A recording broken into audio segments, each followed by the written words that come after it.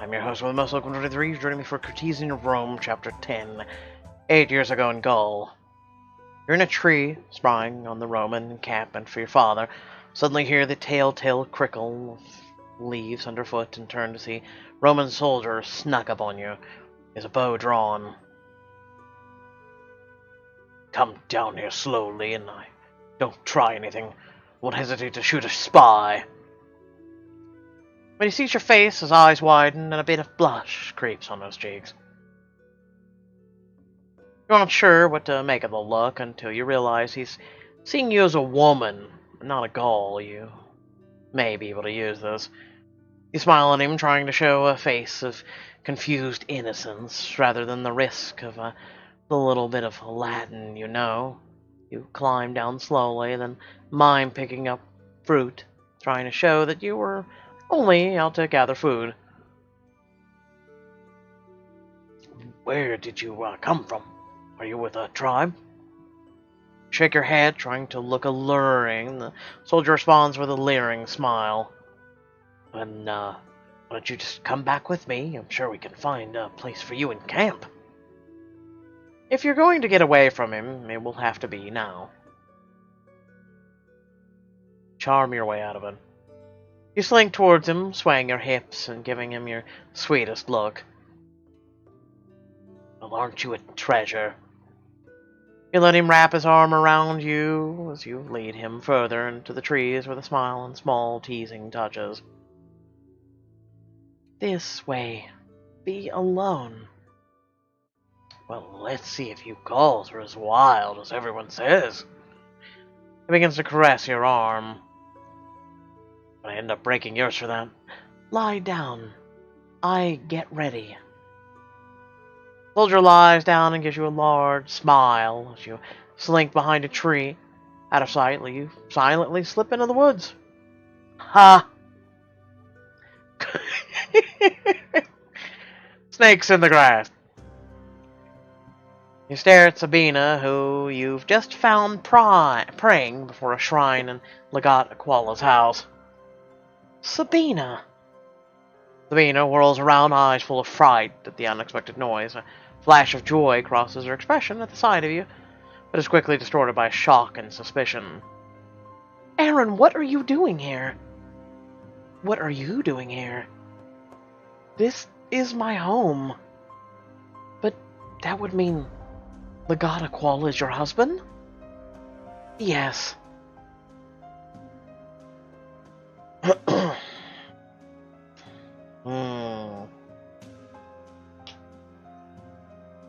don't want to... No, I wouldn't say what else are you hiding. It's not like we ever asked her. It's not like it ever came up.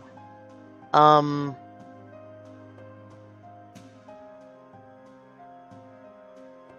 make him pay for what he's done to you.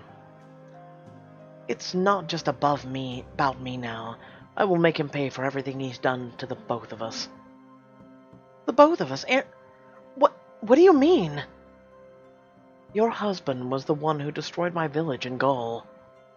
Sabina goes pale and her hand covers her mouth. Aaron, I never knew. I feel sick. Your village, your family, I can't believe. I was praying for all the souls my husband killed. Can you ever forgive me? Forgive you? He's my husband. There must have been something I could have... I should have done something to stop him. Excuse me. Sabina.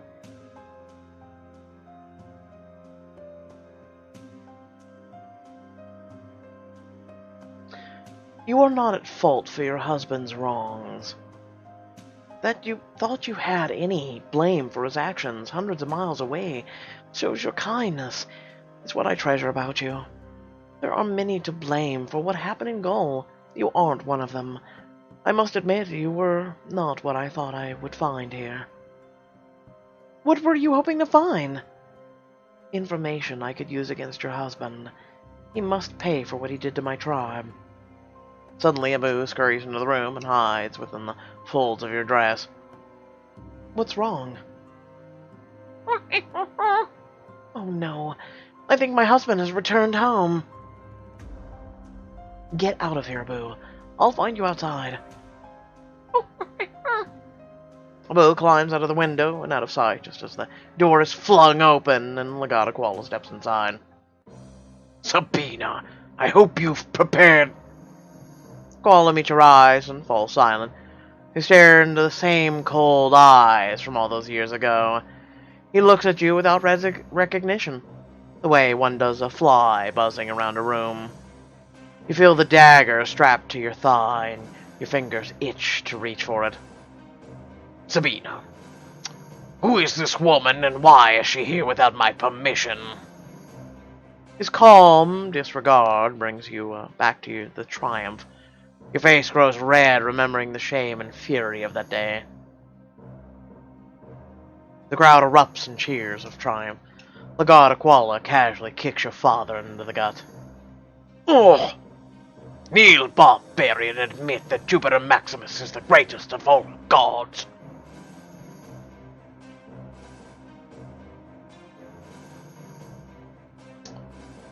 Oh, God, we could just grab the dagger and drive it into his neck.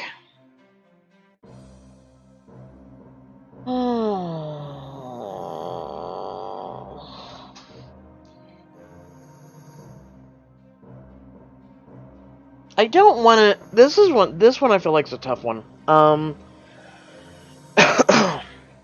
don't need your permission. No, you do, actually. Well, I mean, he wasn't home, so... But then if you go, I'm here for Sabina, what is that gonna mean? Like, how do we know her? And then I've been waiting a long time for this, which, I mean, that one inkling at killing him, but... Shit. I don't want to snitch, but at the same time, I'm here for Sabina.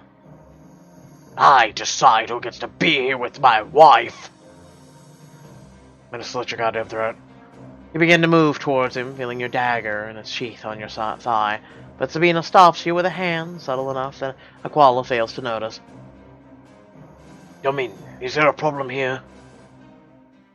You see no fewer than 6 guards behind a koala. He turns to answer them, and Sabina whispers hurriedly in your ear. Since he became vicarious, he's always surrounded by guards. If you try anything, they'll kill you. There's no problem as long as my dear wife explains herself. You see several thoughts flicker across Sabina's face in succession. She settles on a story and faces a koala with confidence. She is the priestess of Anu. I brought her here to grant me a blessing of fertility. Sabina's eyes meet yours, silently begging you to go along with her story. Indeed. The ritual is for women only. Your mere presence here is corrupting my ability to work the ritual. The longer you stay, the less I can guarantee its effectiveness. A ritual of fertility. Indeed, it is past time we look to conceive a son. Then you must let us finish. Some other time. I wish to be alone with my wife now. What do you think, the fertility is going to work that quick, buddy? My husband is right. It is time for you to go. Turn and see her smile is tired but confident. Are you sure? Yes, come. I shall walk you out. Give Sabina a gentle squeeze on the arm and go to leave the room. Wait! You freeze only inches from him. The desire to plunge your dagger into his chest is almost overwhelming. You look familiar.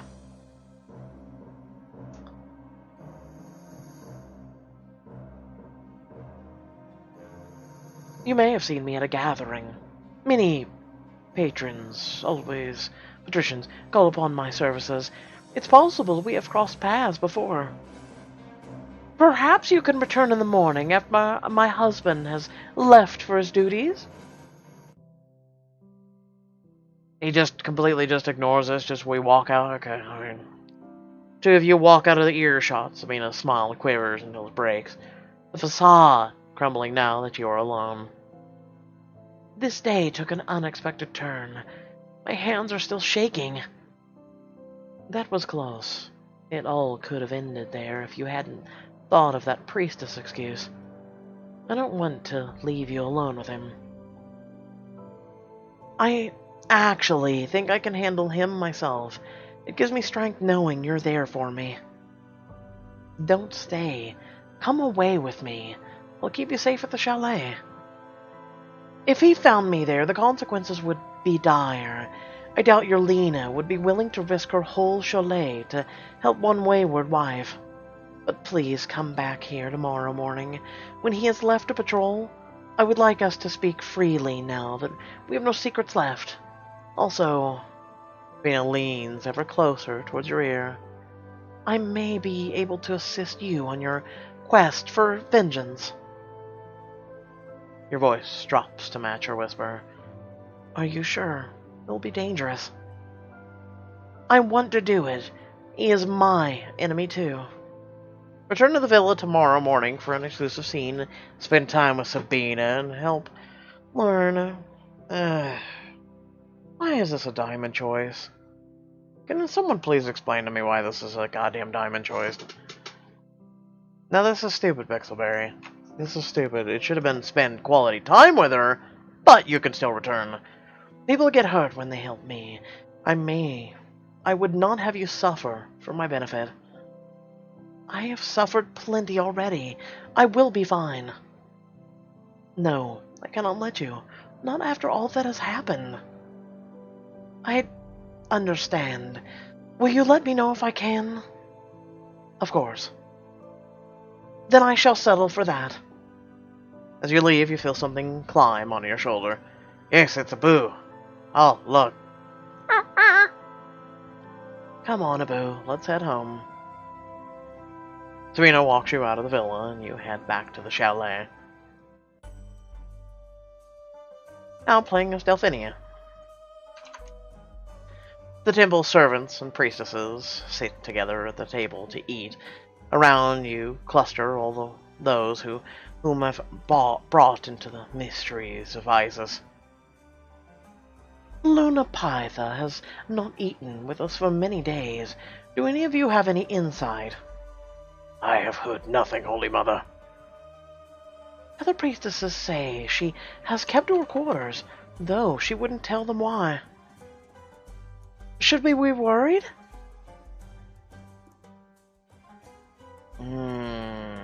Have faith in Isis. Your faith is true. You will never know fear. Your acolytes fall silent as Luna Pytha walks to the front of the room. I have terrible news, everyone. I'm instructed to find a way to say this without causing undue panic. Oh, what do you have to say now? Though she is addressing the whole room, her eyes are trained on you. An insidious, corrupting presence has infiltrated our temple. The priestess is still loyal to Luna Pythia, look shocked at this clustering and whispering among themselves.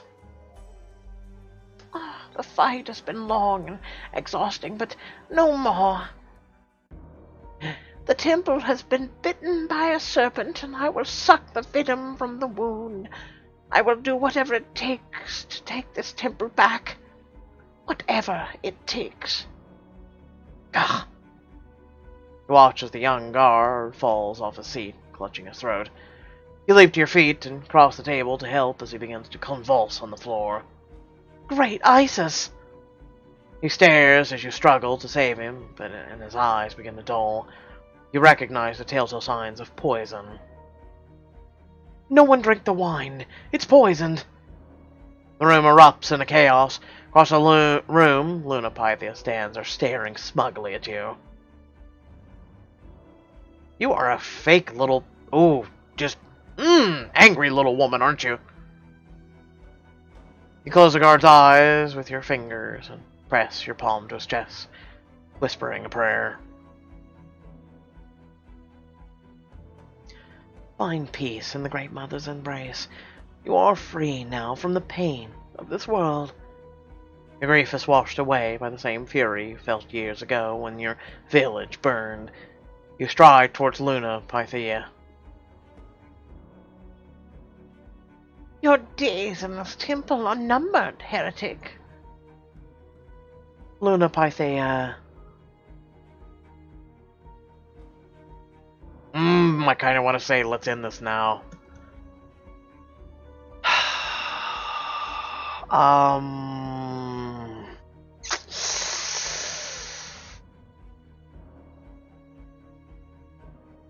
My days number more than yours. I find that unlikely. You don't have any left. What? Holy Mother, behind you! You turn and see an asp only inches from your leg. The priestesses nearby shriek and scurry away from the asp, but you stay motionless. Move and she will strike. Stay still. She will take her time. Farewell, Delphinia. I hope your death is slow. She won't harm me. The asp is sacred to Isis.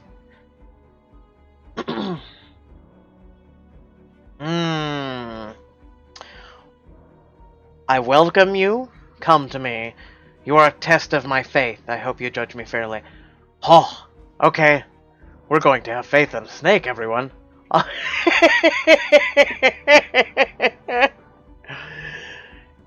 Do you also talk to snakes in the gardens of Eden? Okay. Test of faith. Let's. Oh God, we're gonna regret this, aren't we? Stare boldly at Luna Pythia, staying completely still while you give a silent prayer to Isis. The asp begins to wind her way around you. Feel the serpents coiling around your chest, crawling closer to your face. Remain calm. You stay motionless as the asp winds her way up to your shoulder. You risk a glance at her, and she bows her head in deference. But how? You are truly lost if you really need me to answer that question. It's a miracle! No, it's called faith and also probably flipping up a goddamn coin. It's blind luck. Once you come talk to the asp, then it isn't. Place my finger in her mouth. Okay, if you have an ego that big. Pet the asp. Stroke the back of the asp's head, and she leans into your touch. Blasphemer. What, the asp or you? Oh, continue. She steps towards you, fists balled. Careful. Her bite is deadly. This is only the beginning. Do not think you've won here. Luna Pythia pivots on her heels and storms off. The room is left in stunned silence.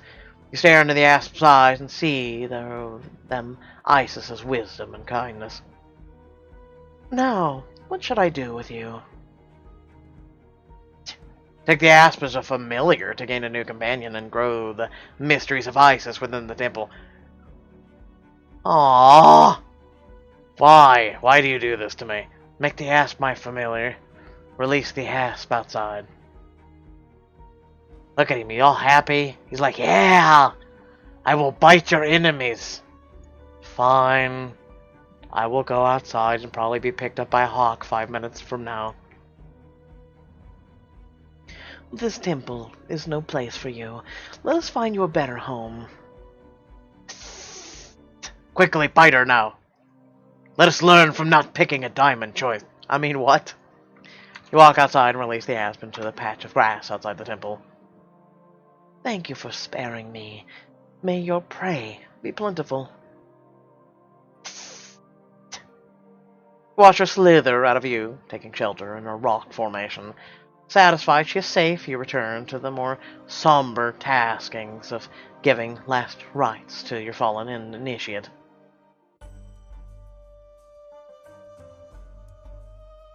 Now playing as Aaron. You have just finished bringing Costa up to date on yesterday's events. Did you know Aquala was her husband? No, but be careful, Aaron. Now that Aquala is within your grasp, you must take care not to be overzealous. I worry you may unleash your wrath on someone undeserving. Are you talking about Sabina? Yes.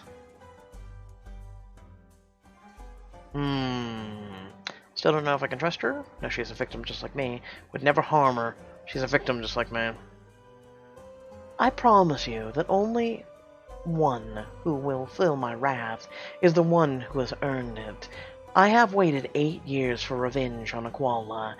I can wait a while longer. Enough of this talk. You have come here to learn.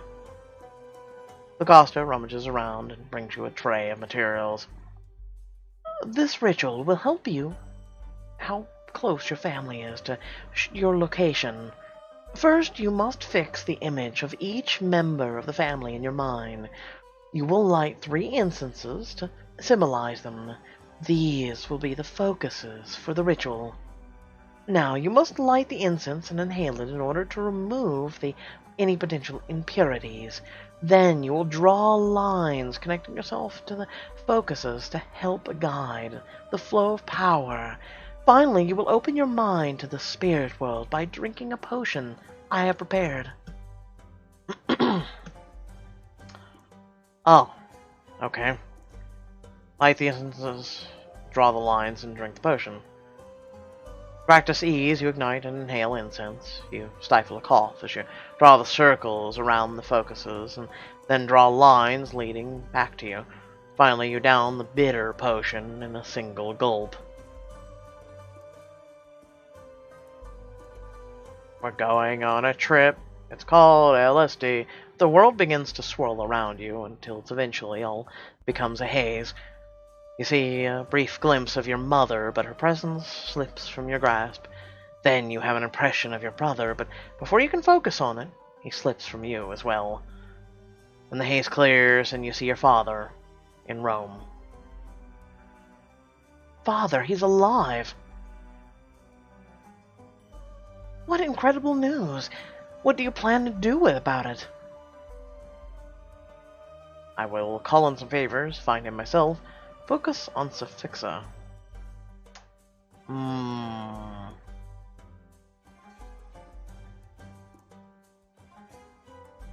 I feel like this is going to come down to us choosing our father or Suffix.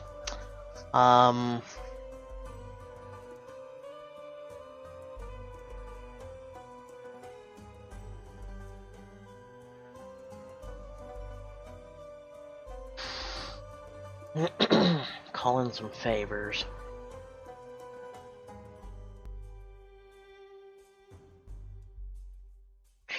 Let's try finding him ourselves, actually.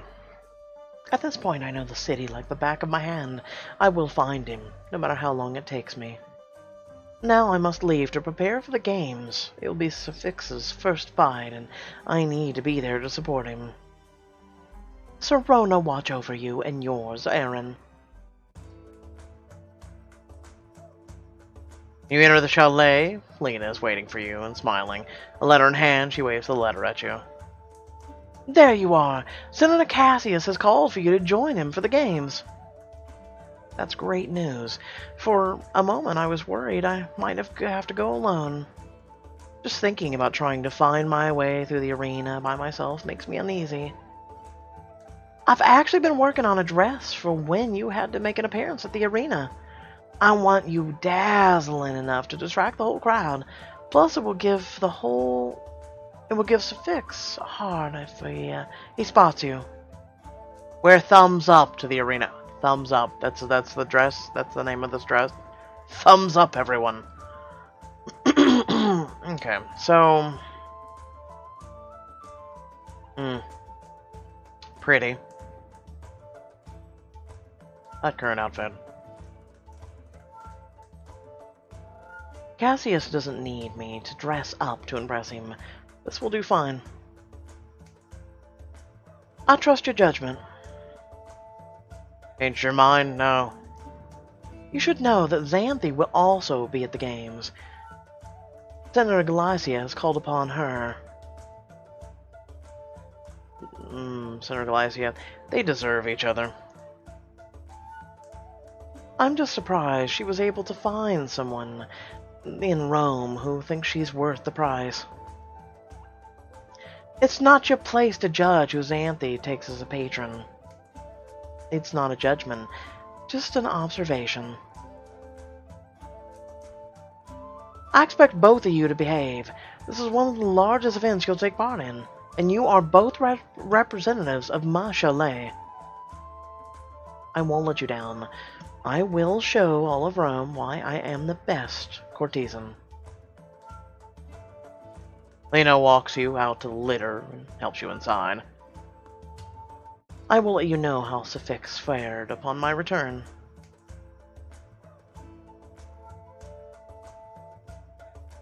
I will be praying for him. Lena steps back inside the chalet as the litter makes its way to the arena. The litter drops you at the entrance to the arena where Cassius is waiting for you. I've been waiting for the excuse to see you again. I'm glad you could join me for this. Though I understand this probably isn't a joyous occasion for you, since Suffix will be fighting today. Cassius, if you're concerned, Suffix can handle himself. I'm here to be with you. Suffix can handle himself. Suffix is no stranger to combat. He will win any fight he's in. Of course. Were I a betting man, all money would be on him. Cassius leads you to his private box, close to the arena.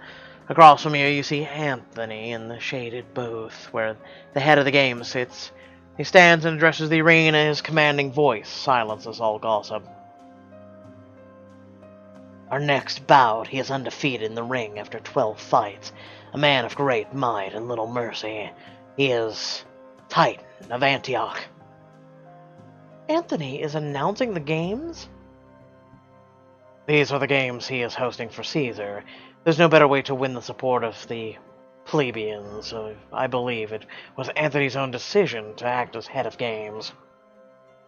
That does sound like Anthony. The crowd roars as the gladiator enters the ring. He motions for the crowd to cheer even louder. Louder! I want them to hear my name at Gaul! What is up with Gaul? Why is you people all fixated on it? Two senators walk by you and shoot Cassius looks of disappointment. Cassius notices and sighs. What was that about? I'm the only senator left in Rome who openly opposes Caesar. The rest of the senators don't appreciate my opinions. I'm surrounded by enemies wherever I go now. Cassius, you are fighting for what's right. They'll remember you as the only senator who stood up for what he believed in. Compared to that, a bit of unpopularity right now is nothing. An inspiring sentiment. I feel the same. Let them scoff. Time will show that I am right. Aaron, if Caesar is triumphant, I want you to distance yourself from me. Why would I do that? I could not bear to see you hurt because of my beliefs. Cassius, why does everyone feel the need to protect me? I will stand by your side. Why does everyone feel the need to protect me?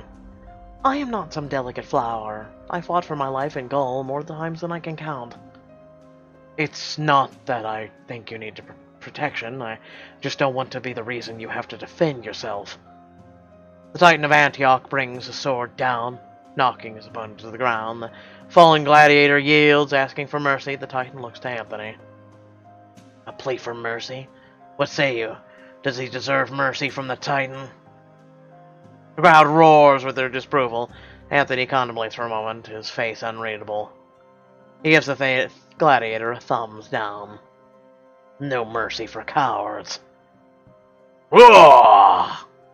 The Titan drives his sword into his opponent's skull, and the crowd roars. Slaves come and drag away the fallen gladiator as the others reset the arena for the next bout. A brilliant show of strength as the Titan claims his 13th kill. The next fighter battles not for glory but to clear his name.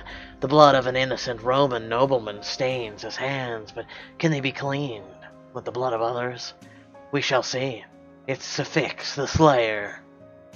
You speak to yourself, a whisper that only the gods can hear. I know you can do this. Please, Suffix, please survive. Next time on Courtesan of Rome, will Suffix survive his bout in the arena and become a free man once more? And what other surprises the arena hold? It holds Pixelberry needs to optimize their app better. No, I'm serious. I'm actually very serious. I'm actually being very serious. Like, I'm just sitting here and I'm watching my computer just do loop-de-loops. It's a computer running an app. I'm just saying. I'm just saying. Anyway, like, I'm not the first to complain about that, but I'm sure as hell not going to be the last either.